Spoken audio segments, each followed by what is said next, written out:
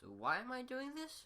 Because it's been on my mind, and I do not feel like doing other things like looking at the analysis community, because for some reason I feel like that would start a flame war between me and other analysis, and I don't want that.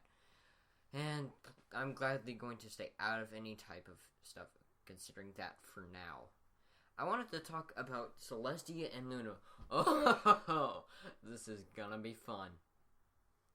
For now, I want to list Celestia's major flaws, and which kind of ruins her for me as a character.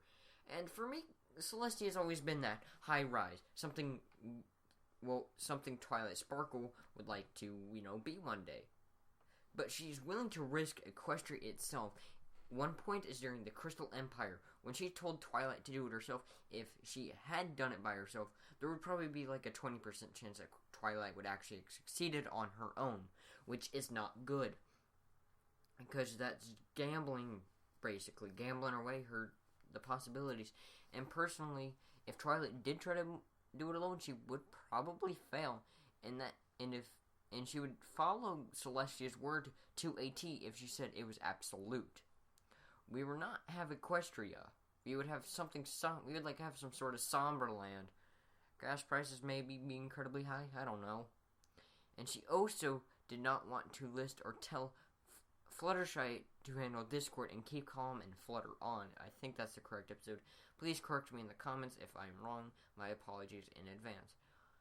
And she didn't even tell her how to mess with him other than keep the elements on you. Like, what the buck? Just why? And there goes my voice. I apologize in advance. I'm actually quite inept today. Everything that's gone on with this episode recently, in these two episodes that I've seen, Celestia either seems completely inept or just completely away.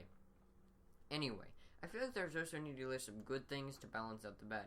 Celestia, she's a noble leader and can keep her cool.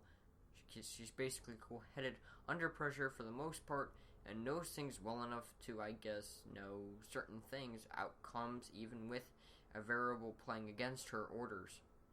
It's quite interesting, and sometimes something actually quite amazing in and of itself. Granted, I think taking the risks that she has so far has not been a good sign, and personally, I find Celestia to be an interesting character to write for if they ever try to get her a certain look.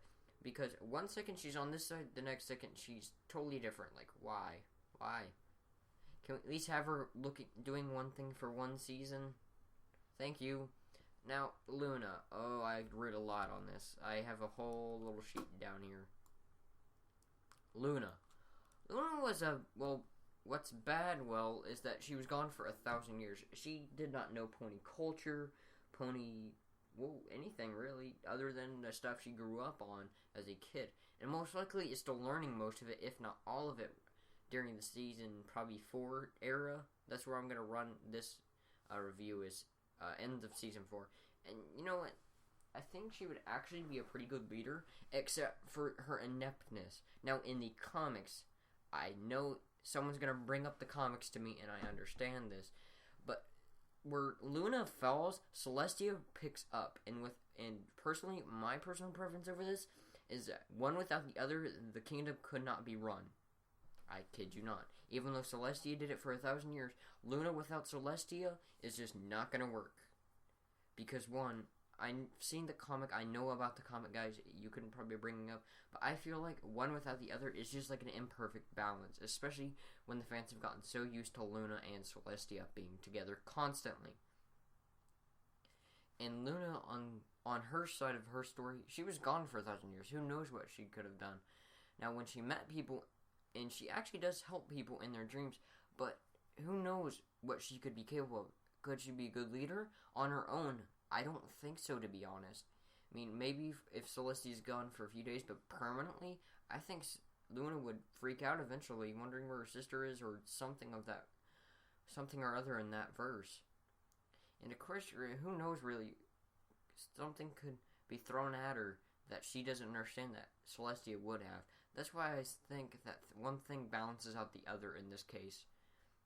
Luna's a kind pony, and knows that she's able to learn from what wrong and she can go into her subject's dream, so something that is troubling her subject she can help with. But there are a lot of equestrian subjects, I'm pretty sure. So I mean, just getting one done, there could probably be hundreds and hundreds and hundreds more. But she does this anyway. And she does not do this going into dreams with Celestia. No, she can be a lot more inept, and she can be a lot more kind, showing you the true way of stuff. Luna's a kinder pony in that aspect, and she's able to work. As we've seen from the comics, she's actually a really well-working pony when set to the task. And this is actually pretty cool about Luna. She could work on her own, but who knows how long she could keep it up. It's all about what the writers do with her. And from this, I forget it, Sleepless in Ponyville. I apologize if I don't remember the name of Scootaloo or Sweetie Belle or whichever one she helped. I'm pretty sure this was the Sweetie Belle episode. Wait, no, that's Scootaloo episode. I apologize. I did write this down. I really do need to do more research every once in a while. Either way.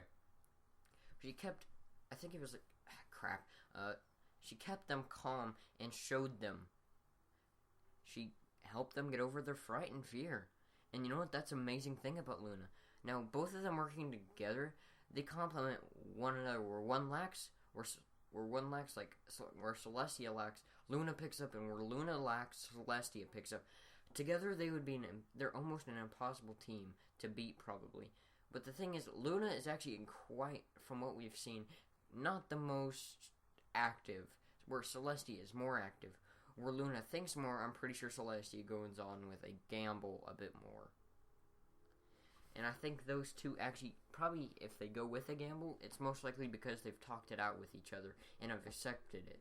As seen by Luna following her sister and what she's done in Crystal Empire. Now, I'm sure people are going to have some other great facts, and I would love to hear them in the comments below. Thank you all for watching. My name is Range, and remember, keep the beat going.